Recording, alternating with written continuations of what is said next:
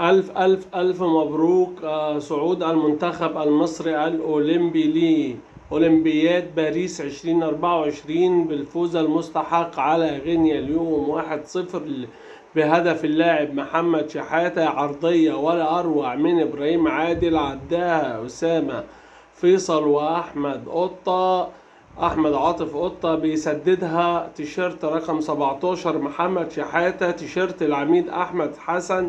تسديدة صاروخية زي تسديدات جنوب أفريقيا وتسديدات الكاميرون، أرضية لا تصد ولا تراد على يمين حارس غينيا، محرزة هدف الصعود وهدف التأهل للنهائي والتأهل لأولمبياد باريس 2024. كان في ردة جامدة جدا من غينيا عشان تتعادل، لكن عرين منتخب مصر في يد أمينة حمزة علاء يتصدى في الدقيقة 35 لتسديدة صاروخية من جاسيمي با ليمنع التعادل.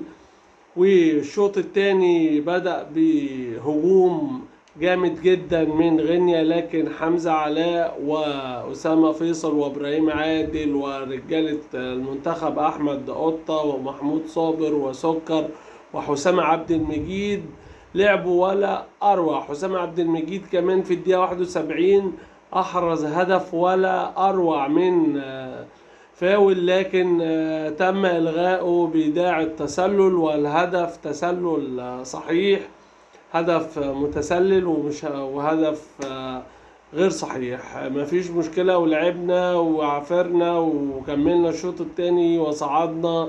منتخب المغرب دلوقتي لغاية دلوقتي انتهى الشوط الأول وكسبان مالي 1-0، إن شاء الله نقابله في النهائي ونكسب البطولة. حمزة علاء بيعلق وبيقول إن الناس كلها كانت بتقول إن المنتخب ده مش هيحمل حاجة، لكن هو عمل وحقق بطولات ووصل للأولمبياد باريس وهيلعب في النهائي وممكن ياخد النهائي. بنشكر فيتوريا اللي هو راح ودعم الفريق ووقف معاه لغاية ما